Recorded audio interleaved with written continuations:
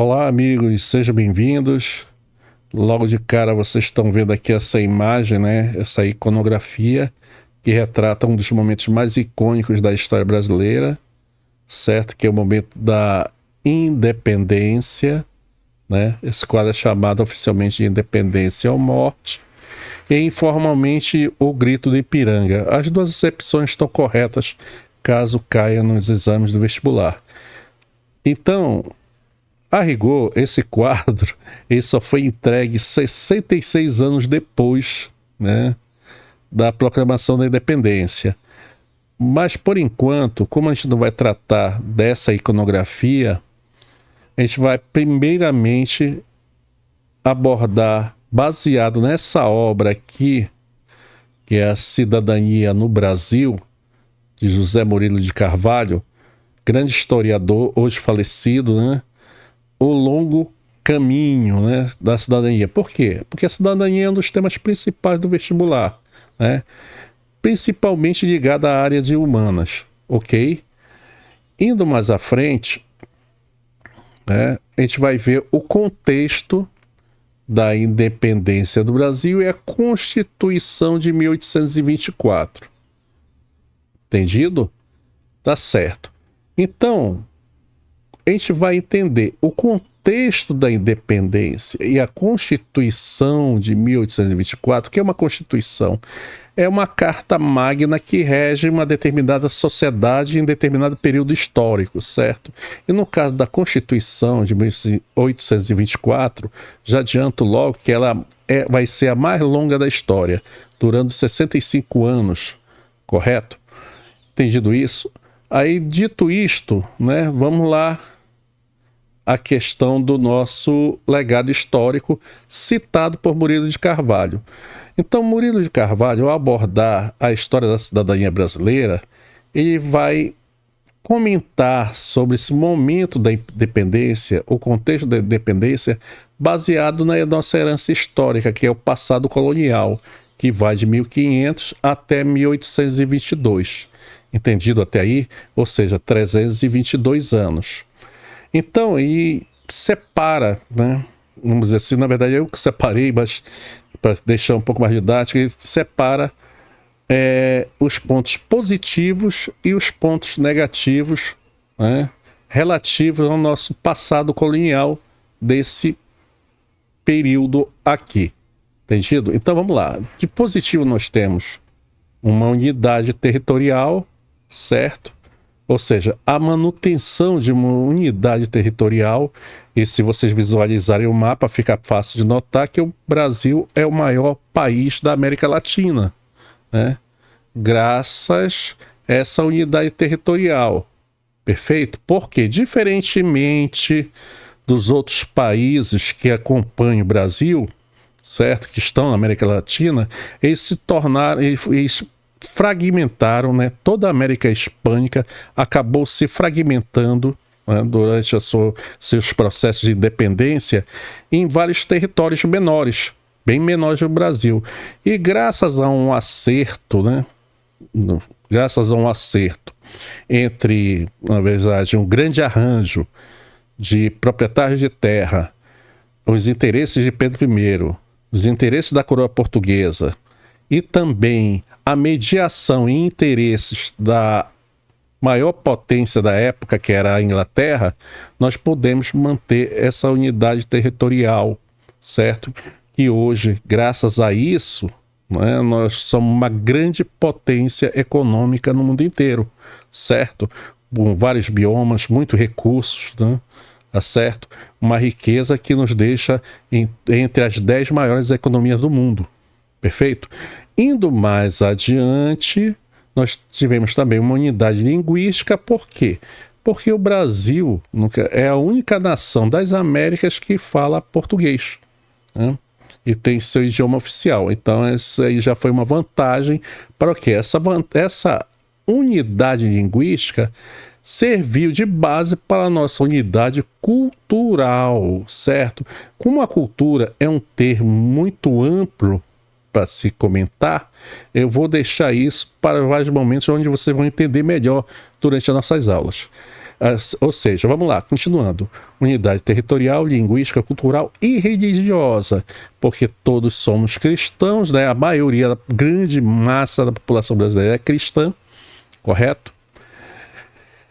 No entanto, no contexto da independência, o cristianismo que prevaleceu, né, é o cristianismo católico, né? Resultado ainda daquela cisão que a gente chama vulgarmente de, na verdade, dos movimentos protestantes, né, do século XVI, certo? Ou das guerras religiosas do século XVI. Perfeito? Que a gente chama de reformas religiosas.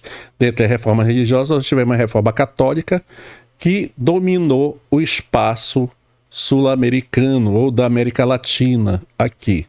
Perfeito? Então tá. E no caso, vamos lá, vamos ver aqui, unidade territorial, linguística, cultural e religiosa. Porém, aí vem os entretantos, né, que é a parte negativa.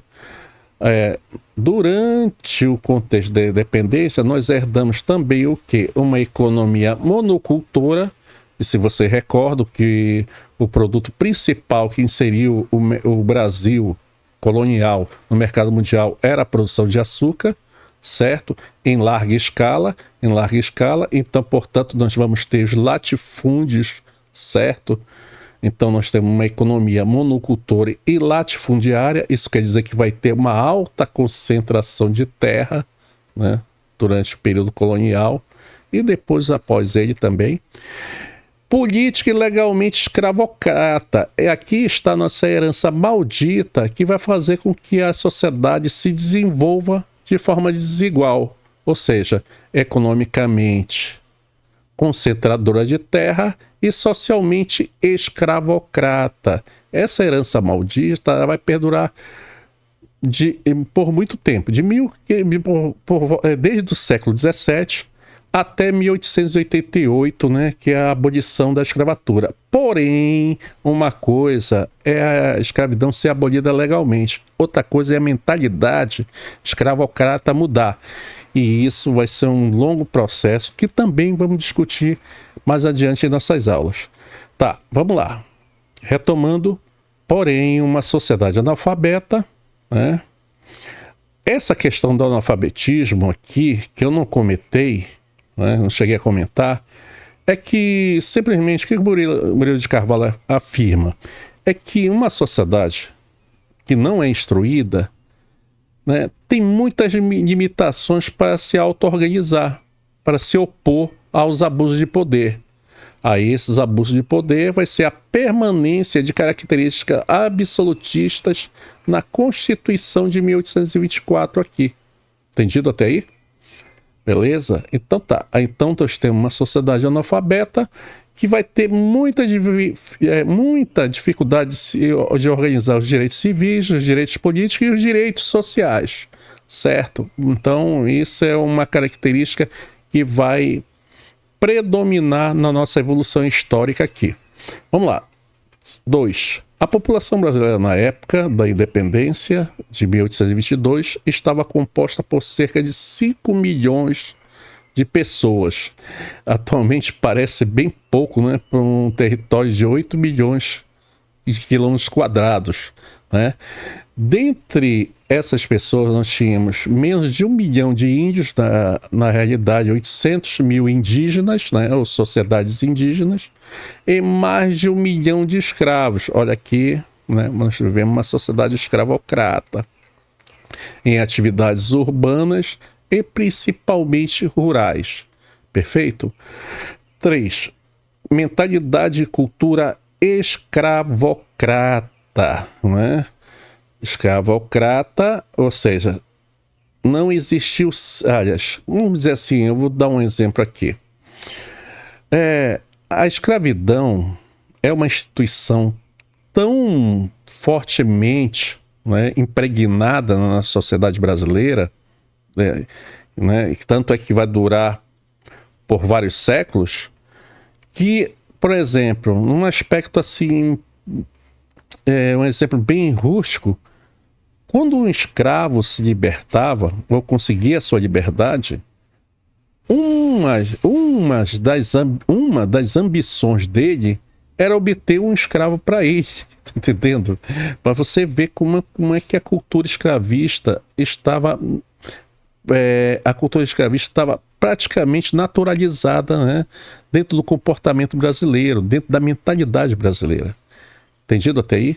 Não existia o sentimento geral de nação ou pátria. Isso aqui, esse processo de dependência, ele não vai ser tão... Apesar dos arranjos, ele vai ter muitas divergências, inclusive revoltas, né? Tanto é que o Pará, por exemplo, vai ser a última província a aderir à independência, quase um ano depois, em agosto de 1823. Mas não foi só ele. Nós tivemos também a Confederação do Equador, que foi uma rebelião das províncias nordestinas contra a Constituição Autoritária de 1824, né, que vai ser massacrada, certo? Então tá, nós temos aqui uma mentalidade e cultura escravocrata e não existiu o sentimento geral de nação, não existia esse sentimento aqui de brasilidade. A pessoa se identificava, bom, como é que era então? A pessoa se identificava como paraense, como cearense, como alagoano, como pernambucano, né, como paulista, mas não se identificava como brasileiro, porque ainda não tinha essa noção de brasilidade. Entendido até aí? Então tá. Quarto item, educação. O ensino foi dominado pela Igreja Católica, correto? Durante todo esse passado colonial aqui, perfeito? Isso quer dizer o quê? Que existia um monopólio, o controle total da educação, né, durante o período colonial. Bom, qual era a finalidade da igreja? Bom, a finalidade da igreja, basicamente, era converter esses indígenas em cristãos através da prática da catequese e com um duplo objetivo. De torná-los cristãos católicos, certo? E reforçar o poder ideológico da Igreja Católica. O outro era ajudar, né, no projeto português de controle do território brasileiro, certo? Então, por isso que a igreja, ela foi um braço, né, armado, né, de ajuda no controle desse território, da construção, né, da manutenção, na preservação do território, ou seja, do projeto português, expansionista português de controle desse território. Entendido até aí? Então tá. Então vamos lá. O ensino foi dominado pela Igreja Católica e somente a partir de 1808, com a vinda de João VI, surgiram as primeiras escolas politécnicas, quebrando com esse monopólio, né, o controle total da Igreja Católica sobre o ensino, certo? Sobre o ensino de forma geral. Bom, e também a primeira faculdade surge apenas no início do século XIX, em 1808, na Bahia e Rio de Janeiro. Faculdade de quê? Faculdade de Medicina. Aí você pergunta, mas professor, e as universidades quando surgiram?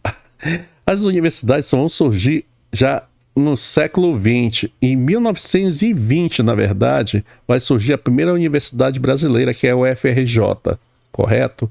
Que é a Universidade Federal do Rio de Janeiro. Então, para vocês verem que esse atraso educacional aqui implicou justamente na precária evolução da cidadania brasileira, correto? Porque uma sociedade que não é educada não tem capacidade, ou seja, tem uma baixa capacidade de auto-organização para contestar o quê? Os abusos de poder, nesse caso aqui dos proprietários de terra e até do próprio Dom Pedro I, durante já o início da nossa independência, tá certo? Então tá, então a gente fica preso aqui no item A, para não alongar muito a aula, depois a gente vai discutir o restante até a letra E aqui.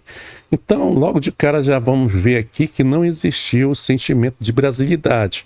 Proclamada a independência e apesar dos festejos que seguiram, porque foram feitas, eu acho, presumo que foram feitas 2 semanas mais ou menos de festa, né, comemorativas, foi um dia comum para o povo, ou seja, o 7 de setembro nada mais foi do que um dia comum, porque não houve uma ruptura radical com o passado colonial, ou seja, não houve uma guerra civil, nada disso, né? Porque eu já tinha comentado com vocês, foi um grande arranjo entre os interesses dos proprietários de terra, do próprio Dom Pedro I, da coroa portuguesa e da Inglaterra, que desejava que o Brasil fosse também um mercado consumidor dos produtos dos produtos ingleses, frutos já da Revolução Industrial. Entendido isso? Então tá. Então, aqui a gente finaliza a nossa aula, certo? E depois nós prosseguimos com o restante desses itens a serem discutidos aqui. Perfeito? Abraço para vocês e bom descanso. Falou!